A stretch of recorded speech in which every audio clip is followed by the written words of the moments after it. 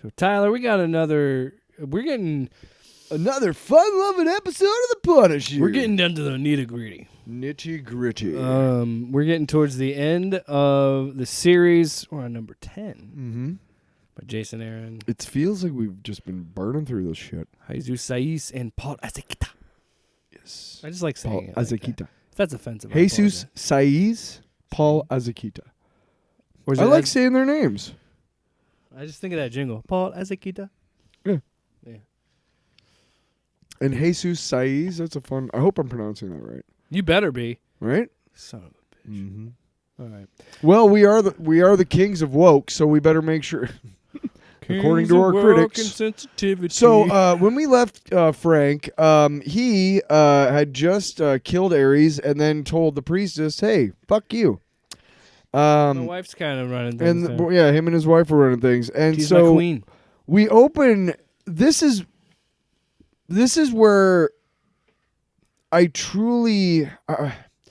Obviously, while I'm reading this the first time, I'm obviously just like, this book is fucking amazing, but this is.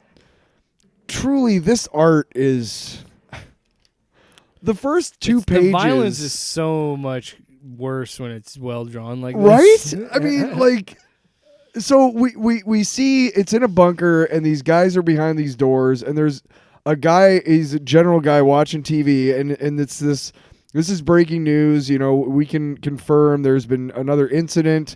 The footage you're about to see, and then the entire next page is a splash page of this plane going down with this hail of body parts at 40,000 feet. Yeah. And it's this sex trafficker. And it's news broadcast. Yeah, it's a news broadcast. Like describing what's happening. The next one is like this really long shot of this boat of the kingpins of several global drug cartels that refer to themselves as the Billionaire Butchers Club.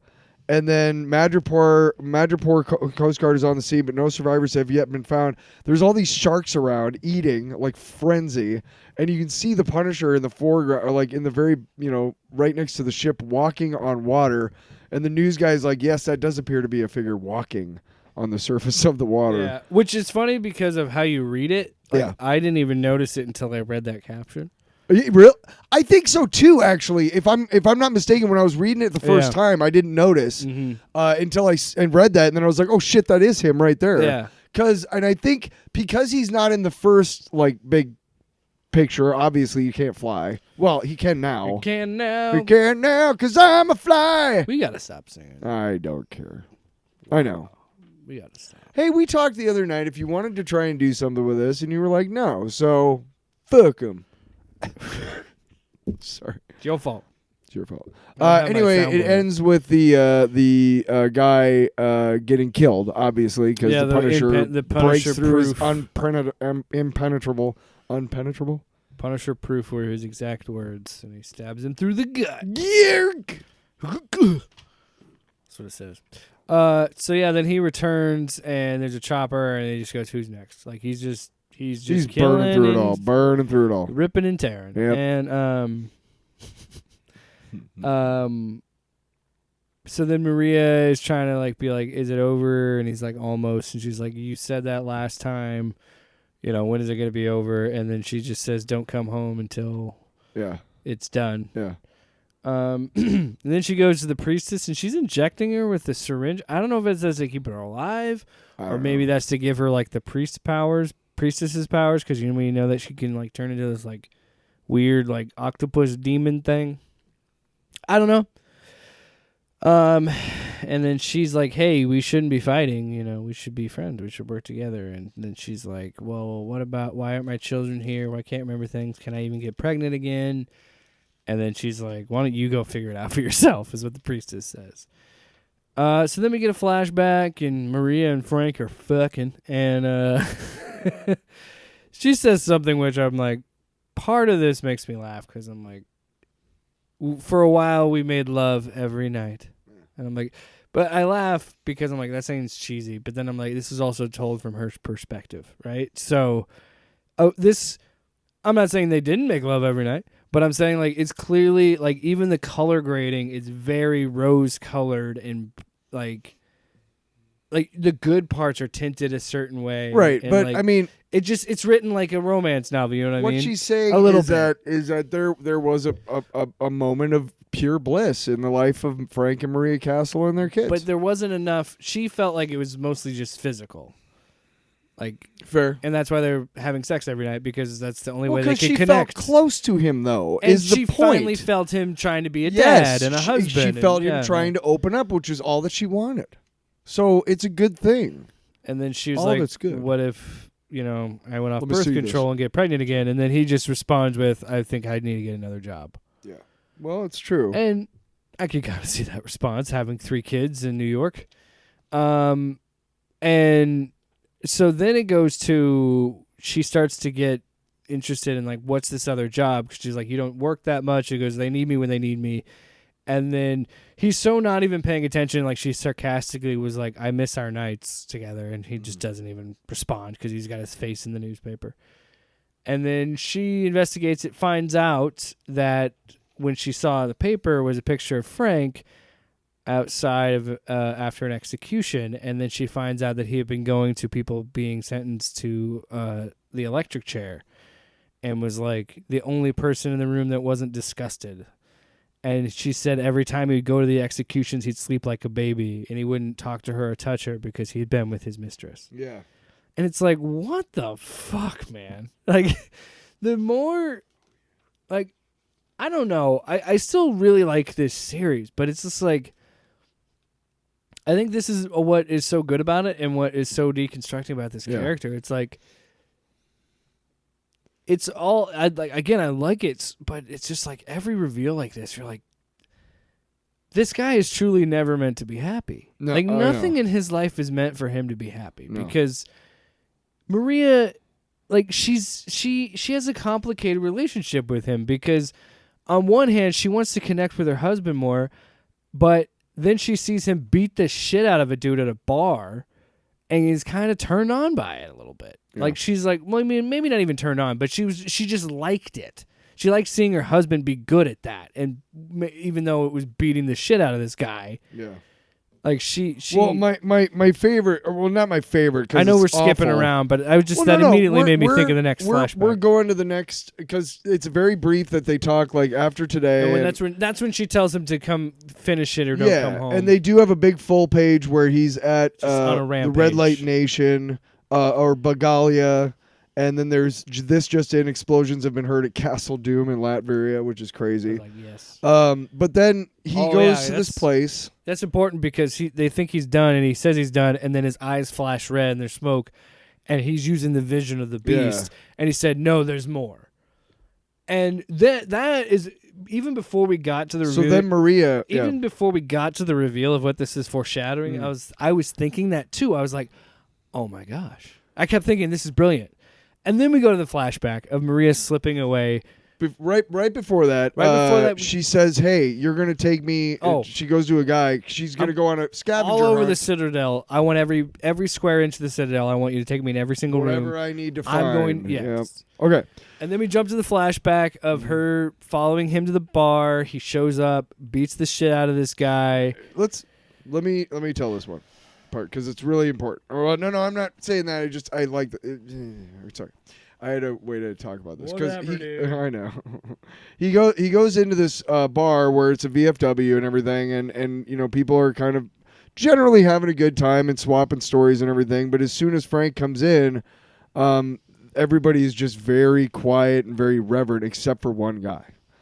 And Maria's about to spring it on him that, hey, I know you've been going to these executions, and this guy is like da da da da da da da da, and everyone could see it, but nobody did a thing to stop it, including me. He was just bragging about all the people he was killing. Right. Yeah. And then they show this thing, this big panel where he's just enraged. He's on top of the guy, just pounding his face in. Yeah. For a few moments, a few rounds of screams and whimpers and sickening thuds, no one moved. We all just sat there mesmerized. It seemed almost rude to disturb him, like interrupting a holy man when he was busy delivering the word of God. And then, well, look, here's my point. Go to the next page. Yeah. And yeah, then he's got the whenever they're in bed together, it's got that red tint to it. right. But And then now he's got anytime the she's out like this, before that, it's got like a green. yes, And like I love the color grading of the yes, flashbacks. yes. And like And then he's got the mark of the beast or whatever. it is so crazy how like different the styles of art are, but how they work so like how distinctly we get these two pieces of art, knowing that art is showing up like, oh, we're in the past, oh, this is the present, and just like having those two distinct styles really puts you into those time and place. Yes, you know, and then having that it's fucking very clear that it's a that flashback. fucking color grading, like everything about this series is done with such intent and purpose. Yes, and yes. it's fucking I didn't even shines notice through, that man. until then. It's just Yeah. such. No, I noticed that when I was reading this issue. I'm like, notice the green is more Yeah. positive, like where it's brown. like they're having. It's green when they're having discussions, Mm-hmm. but it's red when they're intimate or they're in their bedroom.